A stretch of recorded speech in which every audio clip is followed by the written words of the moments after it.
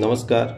जदि आपण जड़े महिला अटंती बा आपण जड़े हाउसवाइफ अटंती आपण बिजनेस करिया को चाहउचंती किंतु आपण पाखरे पैसा नाही तबे चिंता करंतु नाही ए वीडियोटी आपण पई निश्चित आपणकर स्वप्न साकार हबो और निश्चित आपणको बिजनेस आरंभ आपण करि परिए और निजर स्वप्न को पूर्ण करि परिए।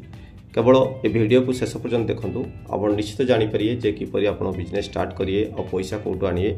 तो भारत सरकार द्वारा एमिति चारटा स्कीम अछि महिला मानक पई जो स्कीम द्वारा आपणकर स्वप्न को साकार करि परिए आ बहुत कम इंटरेस्ट रे।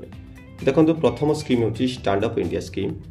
जो स्कीम रे आपणकर महिला माने एससी एसटी ओबीसी महिला माने 10 लाख रु 1 कोटी पर्यंत लोन नै परिए। बहुत लो इंटरेस्ट रे आपण लोन पाई परिए ए जो स्टैंड अप इंडिया स्कीम द्वारा।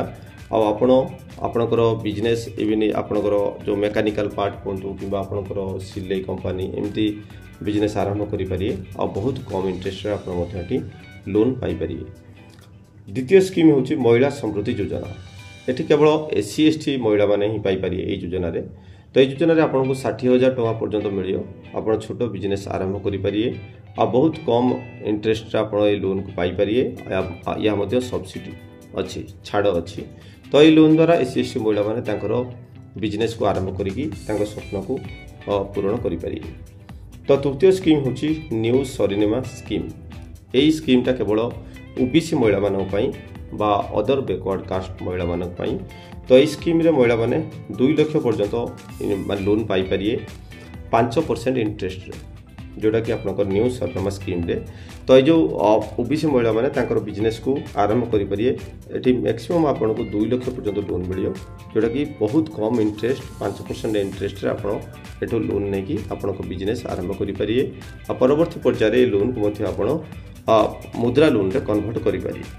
तो चतुर्थ स्कीम जो अछि भारत सरकार द्वारा या होछि मुद्रा लोन योजना। एठी सबु वर्गर महिला मानक पई बा बिजनेस करिया पई समस्त को मिलियो। तो एटा होछि कॉमन बिजनेस जोटा कि मुद्रा लोन।